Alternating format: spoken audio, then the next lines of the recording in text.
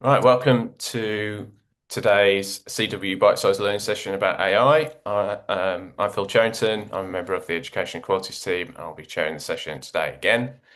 As you know, this is the second of two sessions on AI. Last week's session focused on what AI looks like now, and there was a discussion of what the technology is and isn't, and some of its limitations. If you missed that session, it is available online on YouTube to watch back. You should have been sent a link to it, but if you haven't, just get in touch with anyone from the Education and Quality Department. We'll send you the link. Today's session will focus on the impacts of AI and on the world of work. So we'll explore ways that AI is already influencing the workplace, some of the ways that AI may change things further in the future. Today's session will also be recorded and will also be available to watch back and to share with colleagues. Like last week, we are again lucky to be joined by Adam Cantwell-Corn. I introduced Adam last week, but for anybody who's unavailable to attend the first session, Adam is the head of campaigns and policy at Connected by Data, which is a non-profit organisation, helps communities have a more powerful say in the way the data is used, with the aim of creating a more just, equitable and sustainable world. And in addition to this, Adam also works for the TUC and is currently their policy lead on AI and technology. Adam has also been working with the telecoms executive and the education department to develop CWU's understanding of AI and how it will affect the workplaces. So he's perfectly positioned to support us. Before I hand over to Adam, I just wanted to say we'll be taking questions. So if you have any questions whilst Adam's presenting, please put them in the chat, and then we'll take some verbally at the end once the presentation's finished. So I'll hand over to you, Adam. Thanks very much, Phil, and good morning, everyone. Really happy to be here again, and to take on the second session, which Phil mentioned is just digging into a little bit more about AI and work and its impact and potential impact on workers. Obviously, we're not going to cover the whole spread in a short presentation and even in the conversation that follows. But the idea is to just give a bit of an overview of how we might start to understand that. And then obviously it segueing into the later sessions, which is going to be what we can and should be doing in response. So I'm just going to share my screen, do a short presentation for about 20 minutes or so, and then we'll have plenty of time for conversation. So I think you should also be able to see that now. Right. So as Phil mentioned, and as I think as many of you were on the first um, session last week, I'll just recap some of the key takeaways from that because it's a really important sort of like foundational part of this wider discussion. So the key takeaways from that introductory piece about what actually is AI, what isn't it, is that this is really important, is that AI systems share features but are not a single application. It ranges from the different ways in which you might experience sort of like prompting in the call center work through to embodied within self-driving vehicles, automated drones, automated decision making within public services about whether or not somebody should get benefits, and a whole range of different applications, which each obviously has different ethical, regulatory, industrial worker responses and impacts. And the impact really depends on how something is used, who is involved, and who really gets a share of the risks and benefits. In the sense that you could use the same technology in a different way and it have a different outcome or different impact on whoever's involved. And then finally, to kind of like situate this a little bit in context, is that workers and unions have faced similar issues. Or oh, if you could just make sure you're muted, please. Yeah, workers and issues have faced similar issues on this, and of course, that's really where the birth of the modern trade union movement came from. Was the kind of transition to the modern factory system in the UK, and we'll face similar issues again. So we should take heart from that in different ways.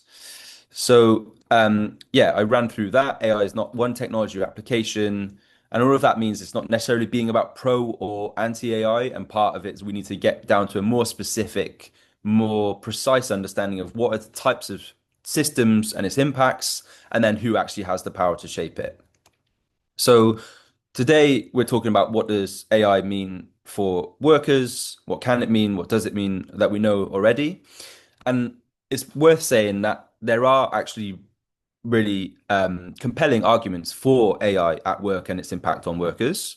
And I'll run through some of these briefly. The first is that it has the capability or possibility to reduce barriers to knowledge and skills.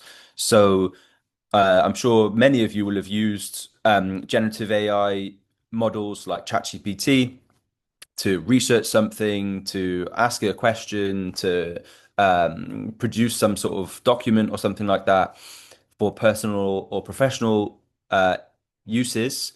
And AI can be useful in that sense because it can retrieve information that is otherwise sometimes the preserve of expensive university degrees or elite professionals. Um, and it kind of like flattens our ability to access information in a way that is also understandable for us. Obviously, there's a proviso there that it can be sometimes include kind of like hallucinations or inaccuracies. So we absolutely need to be engaging with anything that is produced from a system like ChatGPT super critically and verifying that information. But they are very powerful systems and are getting more powerful. Um, there's an idea that has been going on for a long time that technology, but particularly AI, can deliver so-called menial work, as in it can automate systems to deliver admin or bureaucracy so that we can focus on work that's more meaningful or more valuable or more important. Um, Part of the kind of like background idea of why people argue for kind of like rolling out and pushing for the adoption of AI is that if we can drive up productivity, i.e., using technology to kind of like leverage how much work we're able to do in any given day, that will produce more wealth, and then there'll be more wealth to share. And then this is the theory, is that there'll be more time for us to do other things. That has a story that's been going on for at least 100 years. And obviously, that going back to this sort of historical context, that was one of the key arguments being made by the early labor movement that were saying, okay, now we have technology that means we're producing X number of pieces of cotton or whatever it is in a day. That is much more than we were doing with previous manual processes. And so we want an 8 hour day and we want a weekend and other aspects that are part of sharing in the productivity gains that technology can bring about. Another important one is for health and safety. So we can use diagnostics tools or robotics or sort of like AI modeling to understand high risk settings, especially in sort of like manufacturing or instances like that, which kind of keeps workers out of the line of fire because we can get machines to go into risky situations. One interesting piece of work that's developing at the moment is the use of artificial intelligence software by social workers to automate the transcription of notes that they're taking when they're interviewing and engaging with service users. In this pilot, and this has been going on actually since this pilot last year, the social workers reported that they were having a cut in their 60% of their admin tasks, and they were therefore able to use that time that they saved to engage in meaningful person-centered conversations with those they support. So instead of going into a house and speaking to somebody who's using adult social care services, for example, and then going back afterwards and writing it all up or typing it all up, they were able to have voice to text transcription, which would basically then automate those notes, which means that they can spend more time with the client or go on and do something else. However, you have instances which need to be really carefully considered when you're using any sort of automated tool. And there was a piece of research done by LSE, the university, that found that AI tools were downplaying women's health needs in social care. And the way that they discovered this is that they used AI to generate 29,000 pairs of summaries based on real case notes. So they took a bunch of real case notes from social care. They generated duplicates of them, and then they swapped one thing only. And instead of it saying, I was speaking to Mr. X, they changed the Mr. for Mrs. And that's the only thing that they changed out of the factual component of those notes. And they found those the summaries that were being produced by the AI system were statistically significant in downplaying women's needs. So you would have like the long notes, you'd have the AI summary, which is the abbreviated version of it that would kind of, it was meant to kind of like, basically in bullet points capture what was the content. And it would say, um, Mrs. X is doing fine and she potentially needs some support, but basically overall doing well. Exactly the same set of facts, but just a gender swapped in another in for the male, and it would say this Mr. X needs a lot more support and like needs like serious interventions, and that's the case. And so there's a situation where like there's potentially like time saving, but there's a qualitative different outcome in a very high risk context in this situation. Which kind of like leads us to the arguments, some of the arguments against AI at work.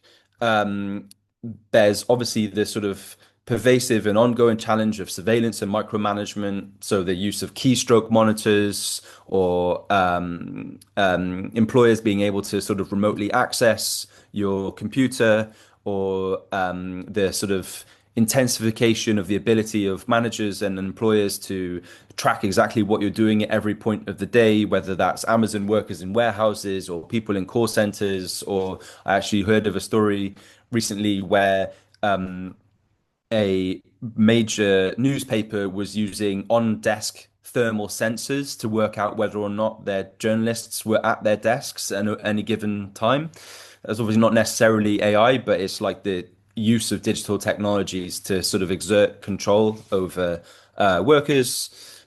There's a big component on de-skilling in the sense that if machines are doing more of the work that we might otherwise be doing, does that reduce our skills? And how does that affect our dignity and autonomy? But also, how does it affect our the labor that we offer, which is obviously forms the basis of how we earn a living, and job displacement. So if you get a machine, whether that's a piece of software or a piece of hardware, that's doing more of the work, and including doing more of the quote unquote skilled work, does that mean that the demand for humans to fulfill that work goes down? And that's the big concern at the moment about mass job displacement, which I can talk a little bit about later on. But so far, we're not seeing it play out as straightforwardly as that. Another important component is accountability and redress. So if AI systems are increasingly used in HR, performance management, hiring and firing type decisions, um, what happens if AI systems are used in full or in part for circumstances that impact our ability to get a job, retain a job, bonuses, performance management, sanctions, whatever it might be? Often employers are hiding behind, oh, that was the AI decision, that was an automated decision. They aren't necessarily fully engaging with it, and in certain circumstances, aren't engaging with it at all. So, for example, with Uber, there's a phenomena of what's called robo firing, where Uber drivers might just get locked out of their account, which is being effectively locked out of their workplace without any due process, without any notification, without any ability to basically contest it, go with a rep, to have a meeting, and are essentially fired there on the spot. All of that means is a key issue for bargaining power of workers. Skills, our time, our ability to act with autonomy, and seek accountability are kind of core features of working life, and our ability to get a fair deal at work. And so my emphasis on that is important because often, and I think this is changing from the work that I can see in the work that I'm doing in the labor movement on this, is that it's not an over there issue. It's actually core to our issues, core concerns about pay, equalities, health and safety, job security, everything else, and it's not distinct from that. Couple of examples then, on particularly on the sort of like job displacement stuff. Klarna, which is a sort of buy now, pay later app, essentially. In August 2024, they announced to much fanfare that they were going to replace 1,000 roles with AI in customer service, downsizing their customer service and customer agent teams. But then little less than a year later, they flipped from this so-called AI first approach and began hiring people before again because they realized that actually they didn't really understand what it was that their workers did.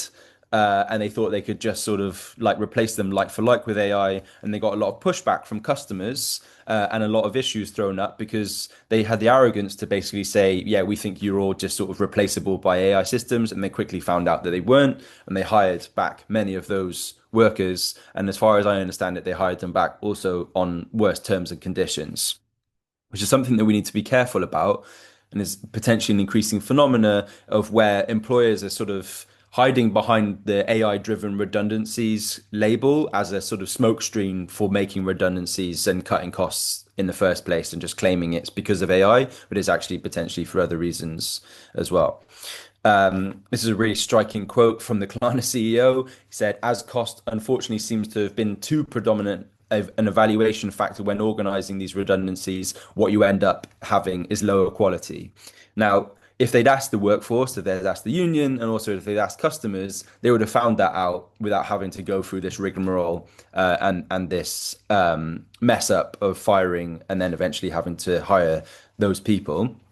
But I think it shows that there's such a hype around this particular issue that particularly executives in big companies that are really remote from what's actually happening at the workforce level, they are kind of removed from what is the work that workers are actually doing, and therefore making bad judgments, which is an argument for workers and unions to be involved and participating and consulted in any prospective changes because they can offer insight and expertise into any process that management are instigating. However, AI can help customers, workers, and businesses in certain circumstances. These are not necessarily like my opinions, but just to sort of like show you the spread of the debate at the moment. So, for example, there's this idea that AI is making call center agents better rather than necessarily replacing them. In particular, using emotion recognition technology, which I know versions of that are used in workplaces where CWU members work. So the CEO of Emotion Logic, which is a system that's used quite prolifically in US call center settings, says that their system, Emotion Logic, can quickly discern whether a caller prefers logical, reason-based explanations or whether they are more emotionally driven, allowing call center agents and AI agents alike to adapt their approach accordingly. I know that a system like sentiment is used in BT, and some people have expressed that that's really useful because it helps them to conclude successfully calls and therefore enables them to um, go through get more calls concluded successfully. And obviously, that has a positive impact on bonuses and other benefits at work. But it's important to recognize that what can help in the short term can also impact jobs and job quality in the longer term. So the CEO of Emotion Logic also said, if done right and with the integration of proper emotion sensing capabilities like those Emotion Logic offers, AI could handle 70 to 80% of customer service interactions within the next 2 to 3 years. And the reason why that can happen is because AI systems are learning systems. They're being trained. Every interaction that we have with them is feeding back into the data set, which is feeding into the algorithm or the machine learning component, which is then theoretically improving the outcomes. So every time we engage with a system like an emotion logic or sentiment, it's potentially driving its capabilities further, which for emotion logic's efforts is designed to basically replace the workforce. Now, we've seen that in the ongoing campaign that I'm involved in at the TUC and that the UTOR branch of CWU are really actively engaged in, and that's TikTok's proposed 439 job cuts in London, which we understand have basically taken place, although TikTok currently is trying to obscure that reality. TikTok say they want to basically cut 439 content moderators, and they say partially to do with AI being able to do those jobs better. Um, and a third of those roles, and this is a quote from TikTok, are in teams involved in the labeling of data for AI model training. So a third of those 439 people have been actively involved, and it's not through any fault of their own, but have been actively involved in training AI models that have then gone on to replace them. Because the data collection and organization is used to then feed those automation technologies that eventually, when they get to a certain level of capability, through that training, can replace tasks or even replace whole roles. And that's obviously what TikTok is trying to do, at least in part in this circumstance.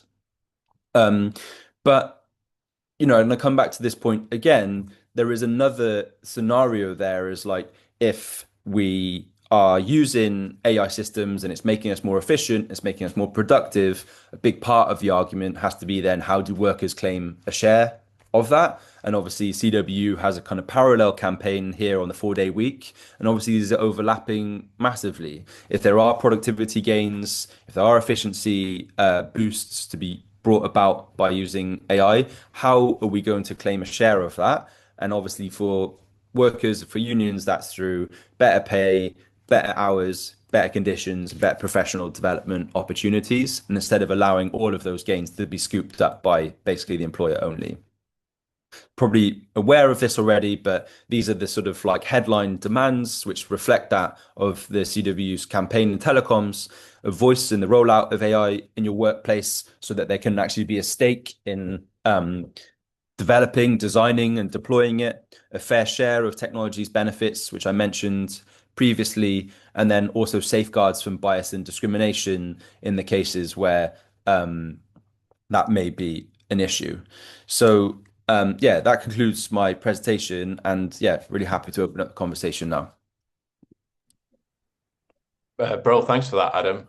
Yeah, if anybody has any questions they want to ask, please put your hand up and I'll call you. Just while people are doing that, I just wanted to ask, look, thinking about the when a company like BT buys in, say, a sentiment system to use with its call handlers, to what degree do they have kind of control? I know this will vary from system to system. Do they have control of those systems so it can alter the preferred sentiments, or to what degree is it just something they've kind of bought in and don't necessarily have influence on how it works? Mhm. Yeah, I mean, it's a great question, and maybe colleagues here will be able to answer that better than me. But like, I don't know the sentiment system sort of inside out, and obviously, getting the information on that is a key part of, effectively organizing around it. Um, but as a kind of like general comment, obviously, when you're buying stuff off the shelf, there's going to be sort of features and foundations of that application that are not changeable. But I imagine that. Um, through the negotiation of that contract of that procurement, there'll be the ability for the purchaser, in this case BT, to set some requirements and then obviously like be able to change them or tweak them throughout, um, including on yeah, like how the system works, but also what they actually do with the insight or intelligence or data that is gathered from that system. And I think that's something that maybe will come through in later sessions, but it's like at that stage also where the union needs to be participating, because if all of the decisions are basically made at that high upstream level, by the time it gets deployed into the workplace, management or the provider of the technology can be like, yeah, well, we've already made all of these decisions and we're not really going to be very hesitant or reluctant to go back to the drawing boards on that. So understanding the sort of cycle of the introduction of an AI system or technology system from obviously the sort of what is the problem definition that, what's the problem that we're trying to solve, and then the assessment of what systems might be able to do that, and then the design, development, and deployment of those systems. At each of those stages, there's a role for the union to participate in shaping that. Now that's hard work because obviously the management are likely to resist that, but breaking down the approach of an AI, the process of how a system finds its way into the workplace, will enable us to basically like target different interventions at different stages of that cycle. Well, thank you. But in the chat, Derek asks about if he what AI system he should use to transcribe branch meetings, and also asks if he should know that AI has been used, which I think is an interesting question for us. Is to what degree do we think our branches should be engaging with AI systems, and should we be kind of disclosing if we do? I don't know if you have any thoughts on that, Adam. Or... Yeah, I mean, I think it's, I guess, a couple of brief thoughts. Well, one, I think you should be disclosing it. Partially because it might make people more aware of like looking out for like discrepancies. Secondly, obviously anything that you're putting into, especially the free models, like free models of ChatGPT, is not private to you. It's going back into the training data that is maintained and managed by the system and by the third party company. So you need to be really aware about sort of like data protection and putting in anything confidential or sensitive within that. But you know, it absolutely is the case that if you put in bullet points or rough notes and you ask the system to basically fill them out, that can do a pretty good job of that, as long as you basically like go over it with a fine tooth comb to make sure that it hasn't introduced any discrepancies or inaccuracies. I know it's something that unions are developing on their own side of like how to use AI themselves. And the TUC has somebody who's working on that as well, if that's something that you're interested in, on like sort of like developing good practice and policy for union uses of AI, because obviously it can be useful. But there's definitely data protection issues Yeah. there, and especially if you uh, certainly if it, I wouldn't use it for anything regarding casework or anybody's personal data, as you know, this data goes off to servers in locations that we don't necessarily know where they are, so I wouldn't recommend Yeah. it. All right, does anybody else have any questions? Please put your hand up if you do. Fevzi? Thanks, Phil. Thanks for that, Adam. Um, are we aware of any employment tribunals and relating to unfair dismissal where AI has been a defining factor in the process?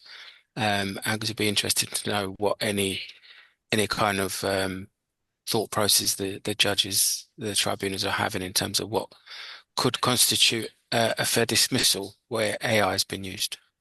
Yeah. It's a good point. It's a good question. I'm not aware of them um, right now myself. I do think I recall something about the use of an AI system for recruitment decisions that was contested. But yeah, it's a good point, and it's something definitely to research. That there's a provision in law that automated decision-making systems that use certain data and that have a significant and that have a certain impact on people have to include this provision of what's called human in the loop, so that a human is involved in sort of authorizing or effectively actioning the decision that's been prompted or suggested by the AI system. Where that hasn't happened, in a situation that falls foul of that provision, I absolutely can imagine legal implications there. In fact, the case that I mentioned with Uber was actually brought to, and it took a long time because obviously these things take a long time, but it was actually brought by a bunch of Uber drivers to the court in Amsterdam, which is where Uber Europe is headquartered, and they successfully won against Uber by claiming that their rights were breached through the automated robo firing that I mentioned. Now, that took like 5 years to get there. So like that's obviously a long haul. Then there's the sort of background issue of transparency. A lot of workers, a lot of people in different circumstances don't know when AI has been used. And so there's actually a sort of like fundamental and foundational needs that we have as trade unionists to have transparency. When and where have AI systems been used? What's the purpose and point of them? And it's only then can we contest them effectively if we have the awareness that they've actually been used. So before we get to kind of arguing about it, we need to know that something has taken place that we're concerned about. Well, thank you very much. Helen in the chat asks, when data is produced using AI systems, who owns the data that's produced? So is it the AI company? Is it the host company, e.g. BT? Where does that data go and who owns it? So it depends on the system and it depends on the terms and conditions of that system. So with with with like a corporate um, user like BT, I imagine that they retain ownership of the data because they will have basically like established terms and acknowledge that basically like the data is really valuable to BT. That doesn't mean that it won't be, potentially used or shared with other providers, but like the owner of it will be, the sort of corporate parent in this case. In other cases, like if it's like a private user, particularly if you're using the free versions, then the data is, you're basically like waiving your rights over it. Obviously, there's the kind of like background thing, particularly with generative AI, so like systems like ChatGPT and others, where the sort of like foundational data upon which it all exists is the practice by those AI companies to basically scoop up everything available on the internet, from YouTube videos to Reddit threads to academic journal articles, legal filings, whatever it might be. And that becomes the body of data upon which all of the content that it produces is made, which is where you're getting the sort of instances of copyright infringement claims.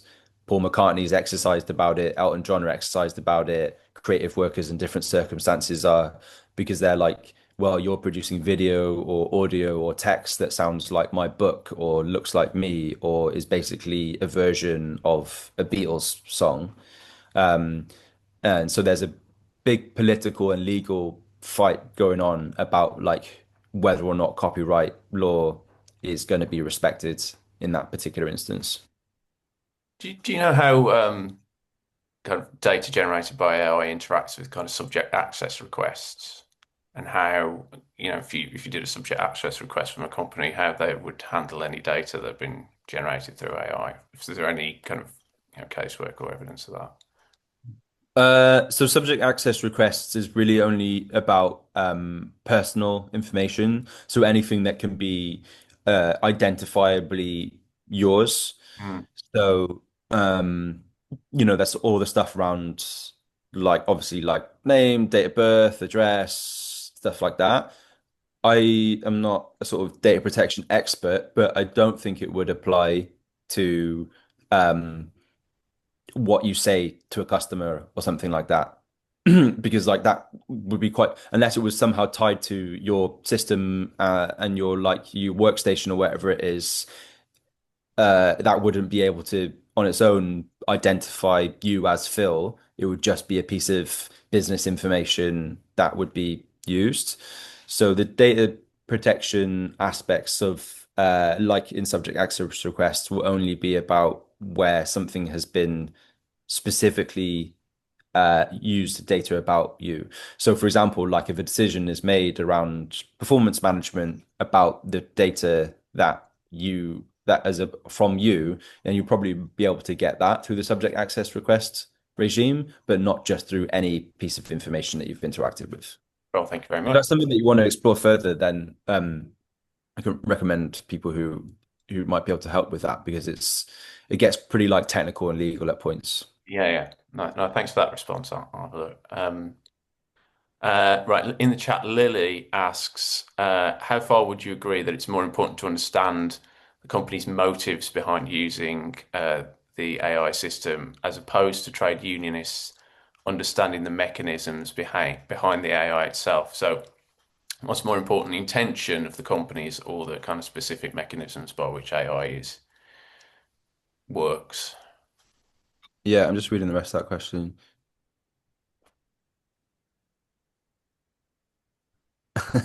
Um, yeah, it's an interesting point. I think my thought on that is so Lily, you set it up as like the difference between understanding the mechanisms of AI itself or understanding the intentions behind AI companies or others using AI. Um, I there's another part of that which is like what is the actual impact? We can spend a lot of time, as Lily's pointed out, sort of trying to understand the sort of technical architecture of computer science by which a system like ChatGPT works, and that's really interesting and can be important. But I don't think understanding that first is should preclude us from like doing Of stuff course. because we know that it has different impacts, and we can still then form ideas and responses about those impacts without having to know like the computer science inside out. So that's what it's kind of like with the examples I was giving. It's like if the company's using this to automate certain tasks, it's useful to understand how that technically works. But if the impact is to automate certain tasks, we can still build responses around that, I think, as trade unionists. But, of course, developing our informed and technical analysis of how these systems work is obviously useful. But I think it's often used by employers and others to be like, oh, you just don't understand this, so you haven't got the right to be able to participate in it. And I think it's really important that we just reject that out of hand, especially acknowledging that, like, if you ask your average, manager or executive to like go deep into understanding and explaining the systems that they're deploying into the workplace, I think they'd fall down on that too. Brilliant, thank you. Does anybody have any further questions they want to ask?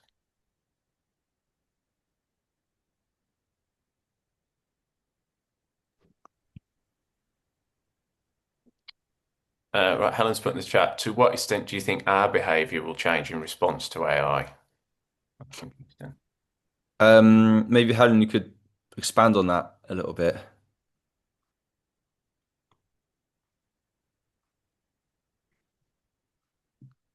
You able to speak, Helen, or just post? Yeah, sorry, I've got an old version of Zoom, so that's why I can't do the camera. Sorry. That's right. No I've got an problem. old laptop, and it's an international woman of mystery there, just a black box. So yeah, so I was thinking, because I was just imagining, I'm fairly old, but I was just imagining being older and just how alienated and sort of dystopian this whole thing can seem when you're looking at it. Hmm. In sort of in isolation as we are doing. I mean, we are Hmm. looking at the way it relates to our lives and other people's lives and the impact it would have. But Yeah. it's so easy to go off on this head spin of how sort of almost catastrophic it could seem. This idea that we've got these tech giants in California that are so powerful, that exercise political power just through social means, through Facebook, through the social engagement. And it's that I was just thinking about how we as humans we adapt and survive, don't we? That's what we're built to do. And I was just thinking about how much, although we've got so much gender bias, because I think I read an article once, it was IBM sort of decided in the 80s that coding was no longer a secretarial act. It was something that would have more of a high value. And so it changed from being a woman's job into a man's job. So Hmm. essentially, the majority of this code is being written, the majority of this computing is being done by men. Hmm. Hence the LSE study that you've got there, where Hmm. there's so much in there, and just the way that sort of blocks out um, other people's experience. So all the different minorities in society, and obviously women aren't a minority, but do you know what I mean? Yeah. The so it's like, how would you can imagine how people would somehow start sort of morphing their behavior slightly, because if you're working with a system, say for instance, I work for Royal Mail and we've got a performance app now, and Hmm. it really frustrates me when I read. I've already challenged some of the language. They say, "Have you delivered a parcel, they don't say, have you delivered a parcel? It's, have you been successful or unsuccessful? It's a Mm. breakdown.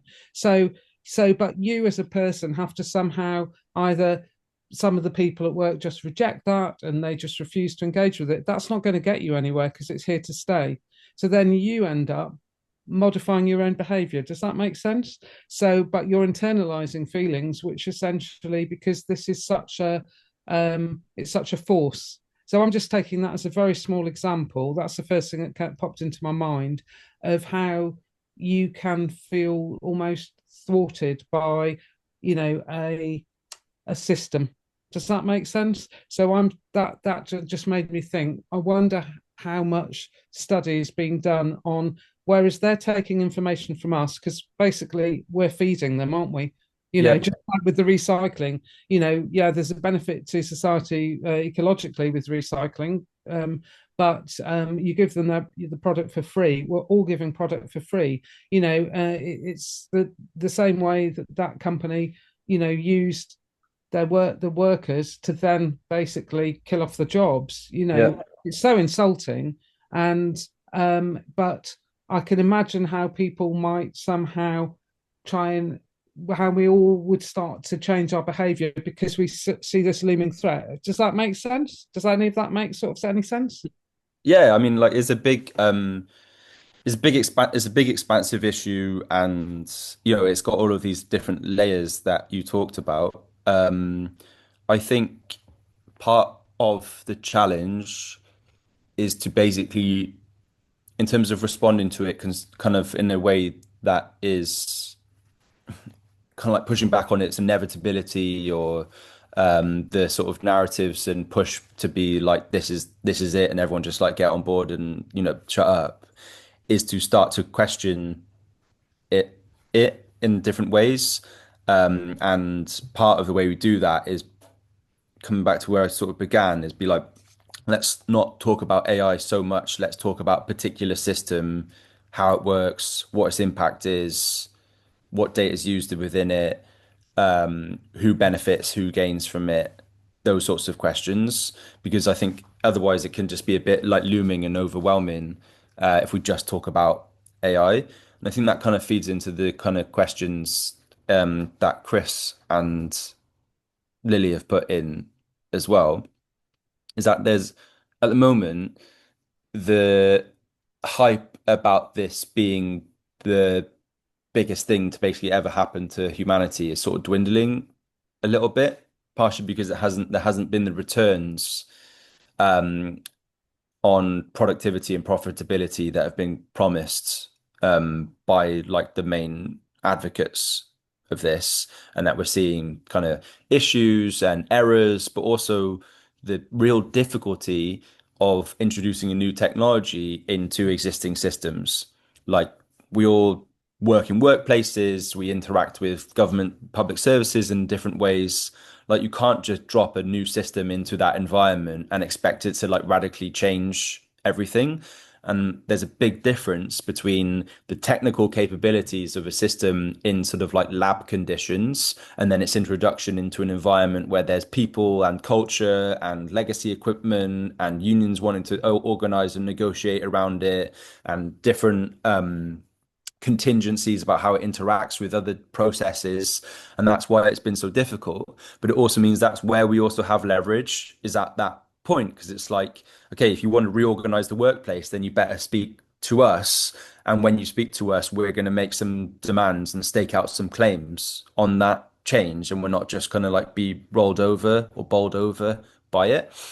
And to directly address Chris's question, yeah, Google CEO said, "Don't blindly trust AI." I think the way we use this as a union is like, and as trade unionists, is to be saying, if you roll this out uncritically and in haste, there's going to be a big blowback, because you're going to have situations like Air Canada's chatbot gave information to a passenger that was wrong, and they ended up missing their flight, I think, and then they ended up being taken to court and sued over it. Or you have situations at the moment where there's like evidence that businesses are losing quite a lot of money because their customers are having really poor experiences with the AI systems that they've introduced. Or you have the situation with Klarna that I mentioned, where like the haste to roll out AI has meant that they've actually ended up with a poorer service, which has damaged the business. So like there's arguments there for the expertise, the experience, the power of the workforce in the sense that if you don't engage, then you're going to end up with poor technology rollout. And I think we can use that in certain ways to basically like get our foot in the door and start like negotiating and organizing around that. Um, which is all of that stuff also addresses Lily's question is that the fact that it hasn't delivered this massive boost in productivity and profitability so far is fueling this talk of a bubble. And a bubble is basically where a technology or companies have had huge amounts of money, hundreds and hundreds of billions, approaching trillions amounts of money invested into them, but are then not yet seeing returns to match that investment and that money that's put at risk through that investment. And so now there's a concern that it's a bubble, meaning that people are going to lose confidence that they're going to get their money, that they're going to get returns on their money and basically withdraw their support for these companies. I think it probably is a bubble in that respect, in the sense that they're spending way more than they're bringing in. So that necessarily means that it's a bubble. But there's two things on that. The first is that the dot-com bubble was a bubble, which was in the early 2000s when loads of internet companies had the same thing, where it was like, we're the companies that are going to change the world. The internet's going to change the world. Loads of people invested money in them. Those companies collapsed because they weren't able to return profits on those investments. But the internet did change the world. The internet has changed the world.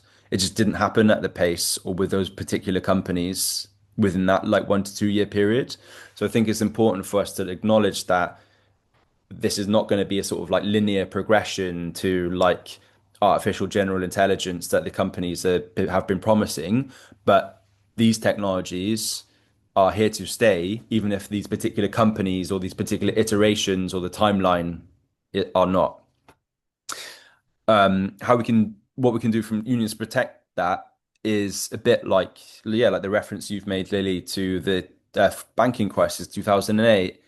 Basically what happened is that was also a bubble. They overinvested in a bunch of speculative assets that were not really worth anything. The whole thing collapsed. And basically what happened is that all of that risk got socialized through the form of austerity. They said we need to bail out the banks to keep them afloat, and we're going to recover the costs of bailing out the banks by cutting public services. And that was obviously the whole coalition era austerity.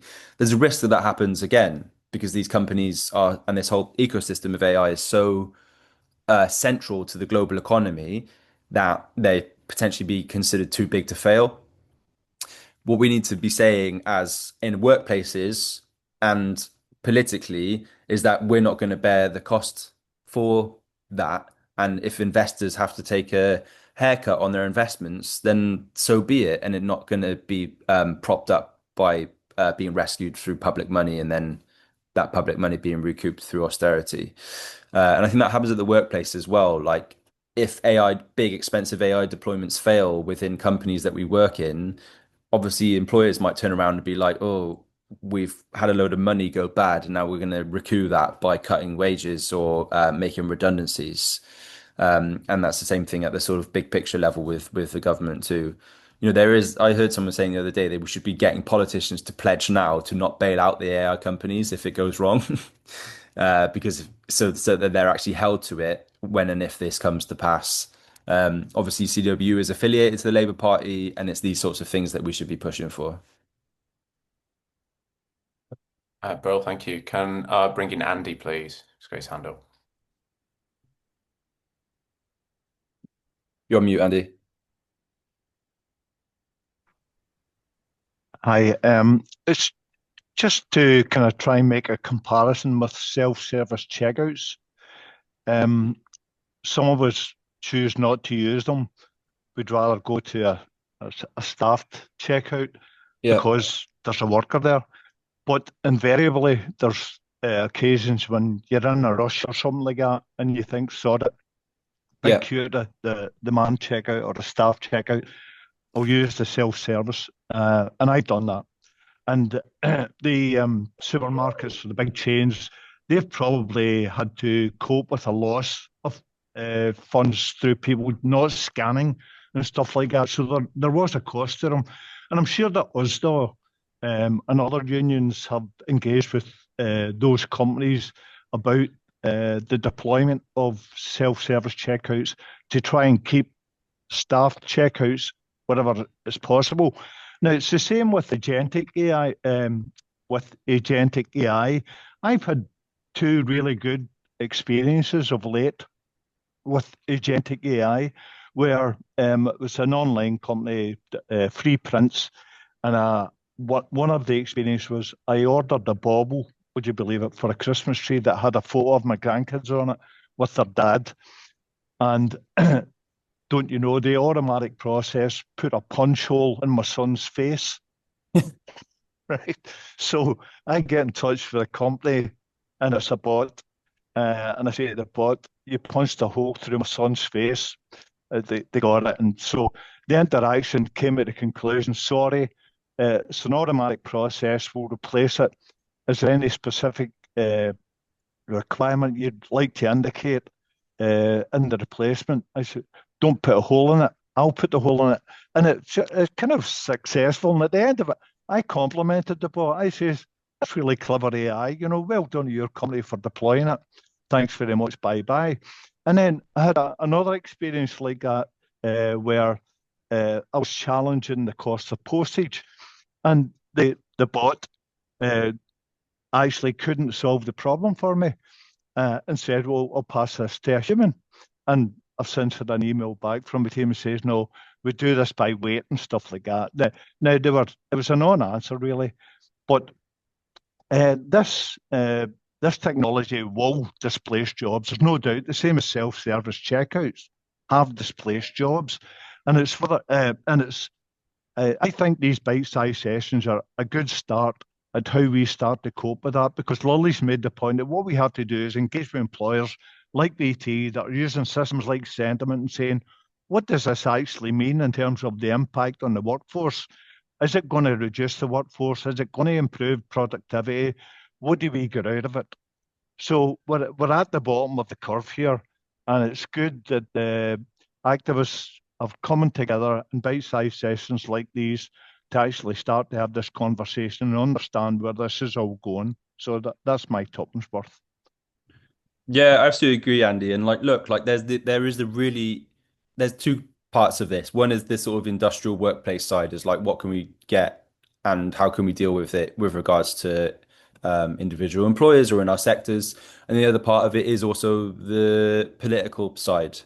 Like if there's no incentive or penalty if you do just like automate away loads of jobs, then lots of employers are just going to do it, and it's hard to fight that just like industrially. So there is like a requirement at like on the political level as well to, if there was a tax regime where it was more punitive to put in self-checkouts than it was to maintain a human workforce, then it would be a different calculation for Tesco or Sainsbury's. Um, once if that's not in place, it is a difficult battle to argue to that employer, if you're us or whoever, to not do that, because yeah, they'll get some costs because people like don't scan some items, but those machines don't go on strike, or they don't take sick breaks, or they don't get ill. Well, thank you. Does anybody have any final questions just before we finish up?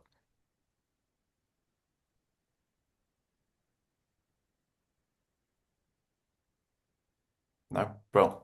Okay. Right. We'll close the session then. So this is the last of these two sessions. We are planning further sessions on this topic in the future, but we don't have any confirmed details yet. So when we do, we'll communicate it in the usual way through an LTB. as I said earlier, the session has been recorded. It'll be put out online on the next few days. You should be able to get slides out as well. Just wanted to thank Adam again for leading the sessions. Really interesting, very detailed, thoughtful answers, and really appreciate that. I think it's really massively moved everybody's understanding forward these last two sessions.